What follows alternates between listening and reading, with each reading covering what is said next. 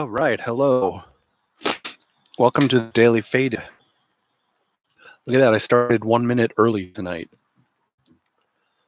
I accidentally clicked go live instead of tweet. How about that? How you doing tonight? I hope you're doing well.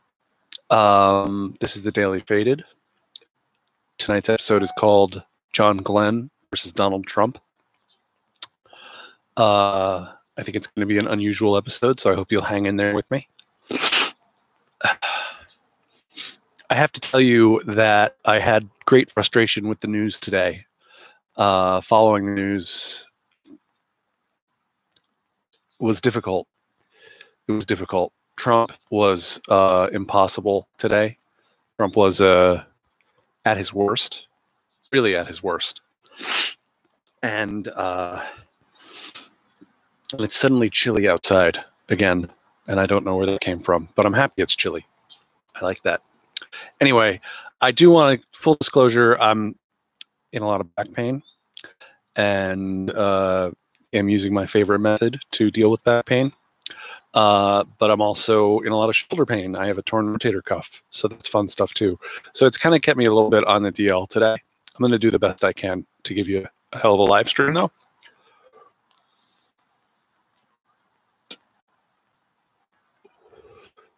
I got one of my favorite strains today, Face Off, and I should be smoking the Face Off right now. God, I wish I had that clip from Face Off. Nick Nolte goes, "We're going to take the face off." Anyway, that's what it does. It actually makes it feel like your face is coming off. It's a great strain of marijuana. But I was enjoying the Maui Wowie so much that I decided to stick with it. And yeah, I know, smoking sativa at night, taking some risks. We'll see here. As of this evening, there are over 4.2 million cases of COVID-19 confirmed worldwide, over 287,000 deaths. In the United States, we're at 1,385,834 cases and 81,795 deaths. In California here, we are at 69,203 confirmed cases, 2,778 deaths.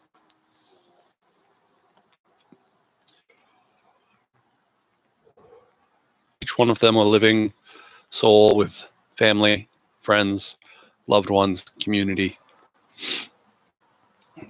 children.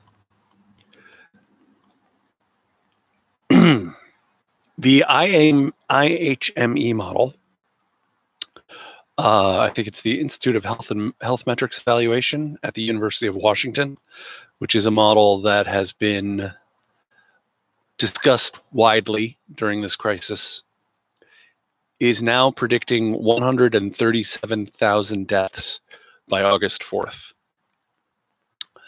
And that's scary, because what about January 1st? If there's going to be a second wave in winter, if there's going to be a second wave come November, December, what about January 1st? What are we looking at? Are we looking at 200,000 deaths? We may well be looking at 200,000 deaths. And it didn't have to be like that. It didn't have to be like that. It doesn't have to be like that, but our leaders are continuing to add stupid to stupid. I heard on Democracy Now! This morning that the United States blocked a resolution by the UN Security Council calling for a ceasefire in all armed conflict worldwide to deal with the pandemic. The United States blocked the resolution because it had some kind of tertiary language about the WHO in it, and the United States said it would not block the resolution, it would not pass the resolution unless the WHO and China were directly criticized in the language of the resolution.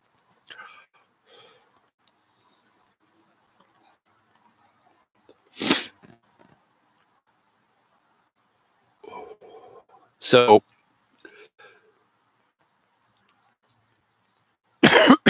our president's an idiot. I mean, on some of these things, I just don't really have much to say. They criticize themselves.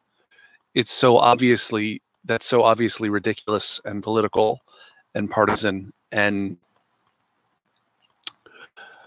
California will be sending everyone a vote by mail ballot, every voter a vote by mail ballot. So that's a little bit of good news. I was happy when I heard that. Look, I don't really care for billionaires for the most part. I tried to listen to Elon Musk's most recent Joe Rogan appearance, try to watch it on YouTube, and I watched the first one and I thought it was quite interesting. But the second one, I found him to be too far gone for me. I just couldn't relate, you know. And this whole thing about opening his plant, you know, on the one hand, I don't believe automobile plants are technically closed. I don't know. On the other hand, it seems that they are by order of the county in which the Tesla plant is located. So Elon Musk says he's being singled out. To the best of my knowledge, Gavin Newsom has not said much about it. I saw a statement, but he didn't actually say anything in the statement. So, but this is, you know, oh, and by the way, Tesla has taken $4.9 billion in government subsidies. So we're subsidizing these assholes.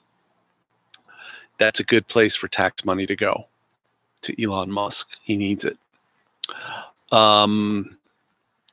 I'm just mentioning this because it has to be mentioned, and I don't particularly want to get into it because it's awful. There are 85 children with this mysterious syndrome related to the SARS-CoV-2 coronavirus that creates COVID-19. There's 85 children who have this rare syndrome that is similar to Kawasaki disease, but I don't know anything about Kawasaki disease. And I would have given you some more details about this if I hadn't been on a heating pad or an ice pad all day long. There have been 3 deaths from this, and they are tracking at least 50 cases in Europe. So it's rare, thank God, but it's terrifying. Swelling and rashes, and apparently it can be fatal.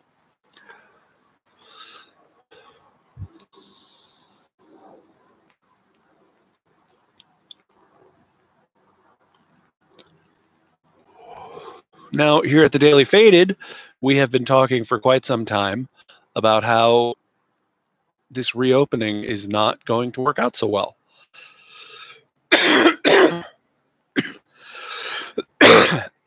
Excuse me. Sorry for coughing into the mic. So we've been talking about how this reopening is not going to work out so well, and that the hard science suggests that it is extremely dangerous, even foolhardy, to begin reopening parts of the economy right now. There were articles all over the place of experts talking about the reasons why this reopening is going to lead to more death and more cases. There was something in CNN, there was something in Vox. I saw multiple pieces. I'm going to refer to the New York Times piece, which actually refers to those other pieces. As states rush to reopen, scientists fear a coronavirus comeback. So they lay out where we are, that we have insufficient testing, that the country is going up in cases while New York is going down. Quote, deaths are already far higher than the 60,000 once predicted by August. Even President Trump has begun to talk of a toll that may reach 100,000, perhaps more. Some epidemiological models predict 3 times that many within months, closer to the 240,000 that the White House's coronavirus task force predicted in March, before switching to a new, more optimistic model. We're not reopening based on science, said Dr. Thomas R. Frieden, a former director of the CDC in the Obama administration. We're reopening based on politics, ideology, and public pressure, and I think it's going to end badly. The effects of the reopenings will not be immediately apparent, and in the absence, this is the article now, not Dr. Frieden. The effects of the reopening will not be immediately apparent, and in the absence of widespread testing, it will be hard to know where the country stands in the fight against the virus. It takes 2 or 3 weeks for the newly infected who become severely ill to need hospitalization. An initial calm may encourage more Americans to drop their guard or more governors to ease restrictions. I do worry that people will stay home enough in the states that open earliest so that we don't immediately see the second wave, and then other states will draw the wrong lessons, said Dr. Lena Wen, a former health commissioner of Baltimore, and I think also former brief head of Planned Parenthood. So look, these openings are premature, and we have states that have not bent the curve. We have states that are increasing in their case counts. There's a fly on my screen. Increasing in their case counts and increasing in their deaths, and it's not going down. It's flattening, but it's not going down in the way that was predicted. So I didn't want to be right about this. But the writing was on the wall. I think we all saw it coming. So we'll see. We'll know in a week or two. Maybe we won't know in a week or two. Maybe we won't know for 3 or 4 weeks. You know, so where are we now? It's May 11th. So where are we on June 11th? You know?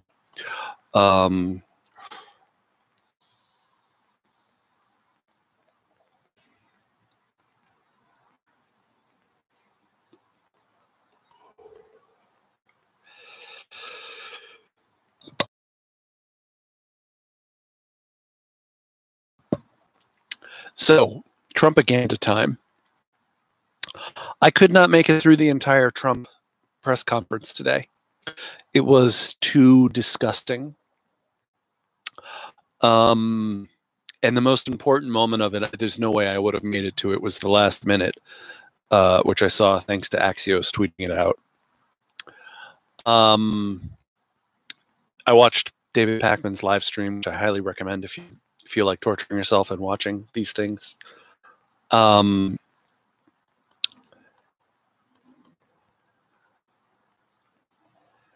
Trump says we've done more tests than any other country. But this is a fact check by David Pakman. We are 41st in testing per capita. 41st. Giant banners, and he was fact checking it to the chart at the time from Johns Hopkins, I think. So Trump is out there and he's talking, and I don't even know where he was. I don't even think it was the Rose Garden. I think it was in front of the old executive building. I'm not sure. But Trump's got a center podium, and the Admiral guy's got a podium off to the side. And now everyone except for Trump and the Admiral are wearing masks. All the journalists are wearing masks. And they're all socially distancing a little bit more. And it looks like the White House is on lockdown with what's going on. We haven't even talked about that tonight. I don't think we will. Anyway, Trump's standing in the middle there, and there are two identical giant banners on either side of him, reading "America leads the world in testing." Such brazen propaganda. I mean, these were like I hate to make the reference, but these were like the kinds of, things that the Nazis used to hang. They take their message and put it out. But all tyrannical regimes do it. It's what China does it. All of the communist slogans in Russia. It was disgusting, and I don't know how anyone can't see that they're being played by Donald Trump. How does anyone fall for this propaganda? How uneducated have we become as an American people that we fall for this, that there's a significant portion of the population that says, yes, that's my guy. That's right. That's what's going on. And how desperate of a situation are we in now because of the effects of propaganda? We really have to wake up to how much we're being propagandized in America. Trump says we're among the good groups of countries that have a low mortality per 100,000 rate. And again, I want to give Pacman credit for fact-checking this one on the spot. We are 14th worst in mortality rates of any country with a sizable outbreak. And we're 14th worst. So that means there are easily over 100 countries doing it better than us. Over 100 countries have a lower mortality rate per 100,000 than we have. That's not doing a good job. That should not be acceptable to anyone at all. If it doesn't indicate the failure of our institutions and the failure of the neoliberal governance that we've been under for the last 40 years, along with the ultra-far right-wing swing, we need a completely different system. The system is not, we can't survive with this system. How are we, look at how we're faring in this pandemic. How are we going to fare in climate change? If this pandemic doesn't scare shit out of you regarding climate change, you're crazy. This is like climate change on a very, very, very fast pace. Trump said that last week or month was the best on record for border crossings. Fewer people tried to get into the United States. He was bragging about what a good job he's doing at the border. He said Democrats don't want to talk about the border because he's doing such a good job at the border, building the wall and keeping the illegals out. Dude, Trump, they don't want to come to the United States of America because they're going to catch COVID-19 here. Why the fuck would they want to come? They don't want to come because they're in self-isolation. They don't want to come because they're in quarantine. They don't want to come because they are smarter than you, Donald Trump. All those people that you talk down about, that you call rapists and other terrible things, they're smarter than you. They don't want to come into the United States right now. They're staying home.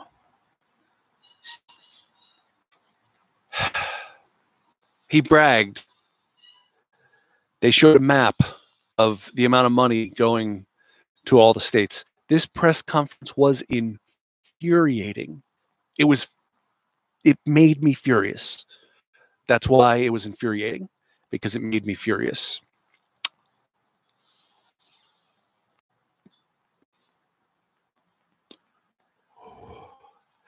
They put up a map showing the amount of funding going to all the 50 states. And then they told us that it's $11 billion in aid going to the states. Trump passed a bill that Trump signed, but Congress passed a bill that allocated $25 billion for spending. Why is only $11 billion going to the states is what I would like to know.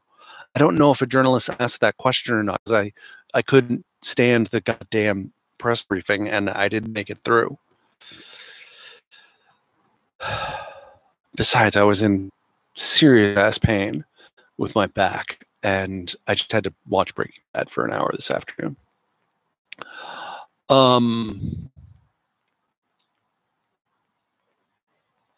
He lied and said that only one person in the White House has tested positive.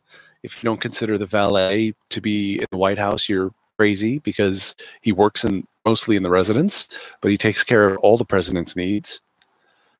And obviously, Katie Miller, Mike Pence's PR, whatever, communications person, So he lied and said that only one person has tested positive.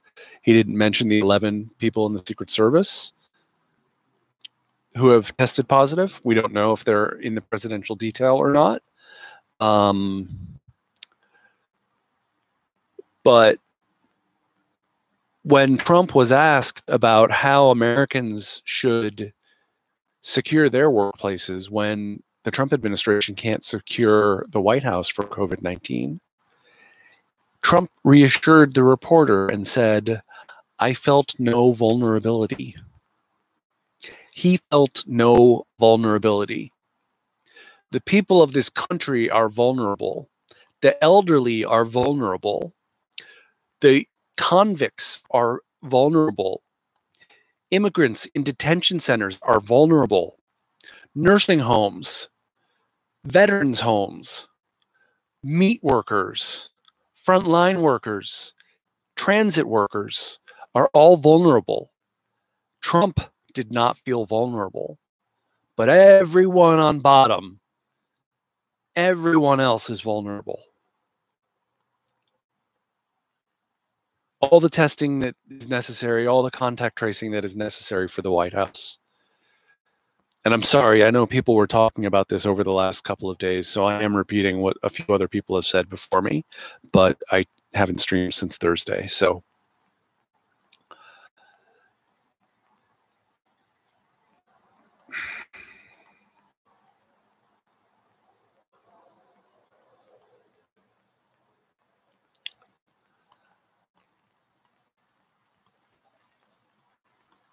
I meant to do this story first and then do Trumpaganda.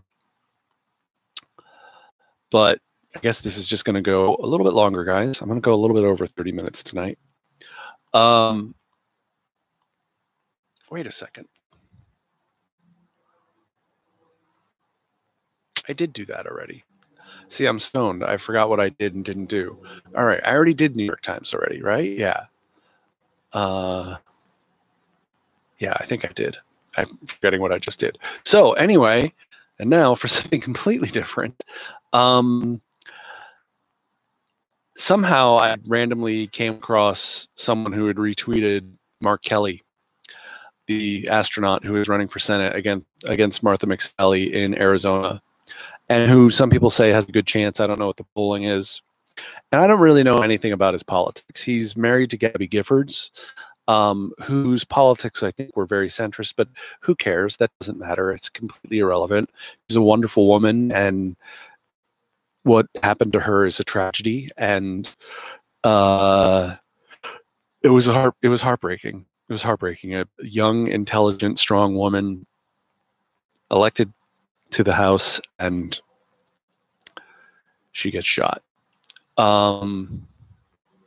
Anyway, I went to Mark Kelly's Twitter feed and I clicked on a video, and it was a fundraising ad of Mark Kelly and Gabby Giffords looking for fundraising.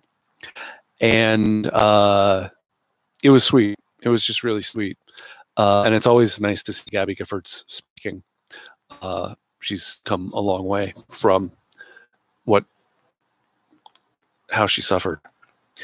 So that got me to thinking about John Glenn, which brings us back to the title of tonight's episode, live stream, podcast, whatever you want to call it. They're all starting to mean the same thing. I just started thinking about John Glenn, and it was like a happy place. Like, do you know about John Glenn? It's a happy place kind of a person to think about. Now, I yes, I immediately went to an old white guy. I apologize for that. I think I'm probably going to do this again, and next time it won't be an old white guy. So I'm just going to read to you from Wikipedia because I want you to know this, okay? Before joining NASA, John Glenn was a distinguished fighter pilot in World War II, China, and Korea. He shot down 3 MiG-15s and was awarded 6 Distinguished Flying Crosses and 18 Air Medals. In 1957, he made the first supersonic transcontinental flight across the United States. His onboard camera took the first continuous panoramic photograph of the United States. How fucking cool is that? Right? And that's before the right stuff.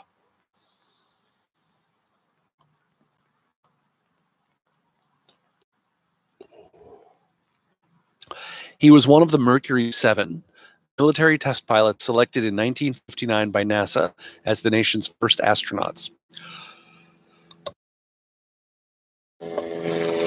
Helicopter.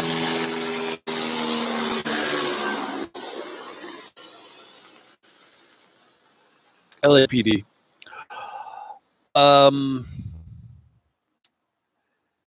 He was one of the Mercury 7 military test pilots selected in 1959 by NASA as the nation's first astronauts. On February 20th, 1962, Glenn flew the Friendship 7 mission, becoming the first American to orbit the Earth and the 5th person and 3rd American in space.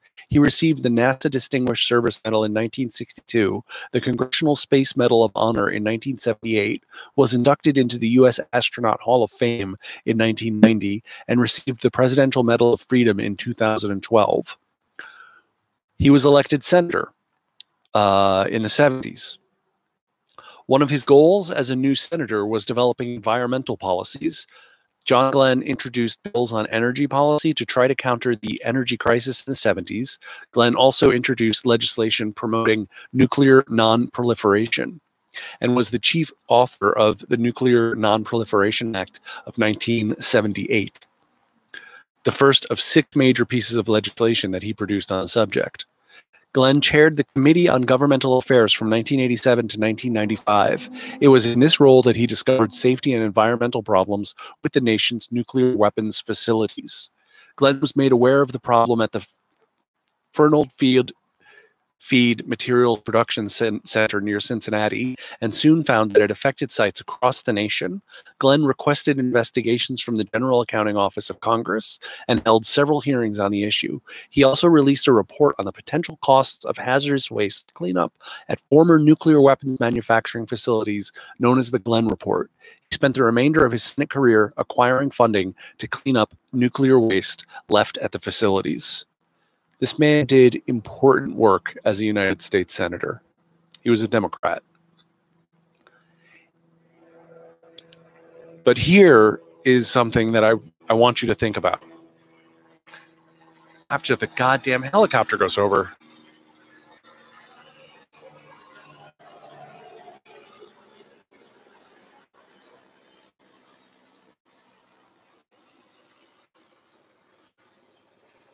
LAPD again.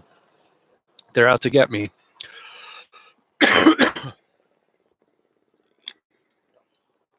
Now check this out. In 1995, John Glenn was reading Space Physiology and Medicine, a book written by NASA doctors. He realized that many changes that occur to physical attributes during spaceflight, such as loss of bone and muscle mass and blood plasma, are the same as changes that occur due to aging. Glenn thought NASA should send an older person on a shuttle mission and that it should be him. Starting in 1995, he began lobbying NASA Director Dan Goldin for the mission. Goldin said he would consider it if there was a scientific reason and if Glenn could pass the same physical examination the younger astronauts took. John Glenn performed research on the subject and passed the physical examination. On January 16, 1998, NASA Administrator Dan Goldin announced that Glenn would be part of the STS-95 crew.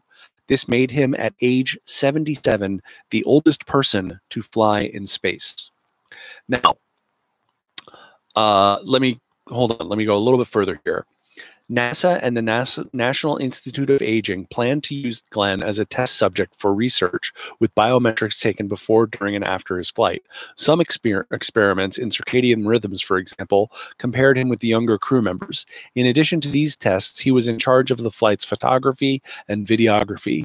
Glenn returned to space on the Space Shuttle on October 29th, 1998, as a payload specialist on Space Shuttle Discovery. Shortly before the flight, researchers disqualified Glenn from one of the flight's 2 major human experiments on the effect of melatonin due to undisclosed medical reasons. He participated in experiments on sleep monitoring and protein use. So, I even read that last part there because I don't really necessarily know what any of that means. I mean, I generally get it. It makes sense. It's relatively simple, but it's not hugely important to me what science he was doing. Like, I'm sure they did a fair amount of science, and that's great. But the fact that I think he obviously was absolutely right about the similarities between space and aging. And I do think that's great justification for sending someone up. And the fact that he was able to physically qualify, who knows if he really physically qualified or not. I wouldn't be surprised if they fudged a little bit, or maybe not. Maybe NASA would never do that. I don't know. Now, look, as a senator, he was a little bit of a hawk some of the time. So he did some nuclear non-proliferation, and then there were other times that there were some that he opposed that a lot of people were disappointed in him for. But John Glenn was a damn good senator. So when I hear the idea of a Senator Mark Kelly, I don't know that much about Mark Kelly. I think I saw him on Joe Rogan. I think he's an interesting guy. He's a good writer, and he's running on science, facts, and data. And you know, if John Glenn is any indication of what astronauts are like when they become senators, then I'm all in for Mark Kelly for Senate in Arizona. I hope that I don't find out that he's just another centrist. But look, if you're really about science, facts, and data, you're going to support the Green New Deal. You're going to. So we'll see.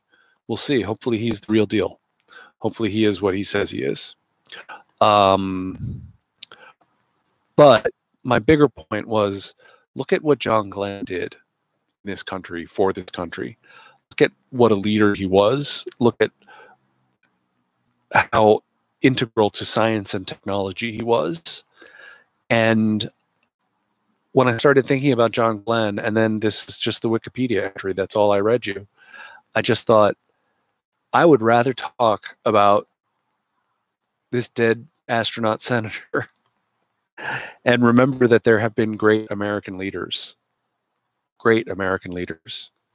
You know, and obviously people always go to like MLK and, you know, JFK and FDR, and but there are a bunch of other ones.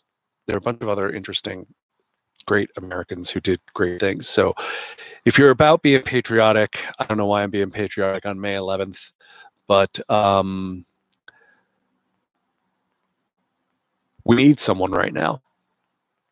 We need someone right now. And I don't see that person. And that gives me great fear. When you compare the likes of Donald Trump to someone like John Glenn or any of those other people that I mentioned, you know, he's an imbecile and a dangerous man. So anyway, on that thought, we will get through this together. So solidarity at home, and thank you for tuning in. I hope you have a great night. This is the Daily Faded. Make sure to subscribe and hit the like button. I'll see you tomorrow night at 8 o'clock Pacific, 11 o'clock Eastern.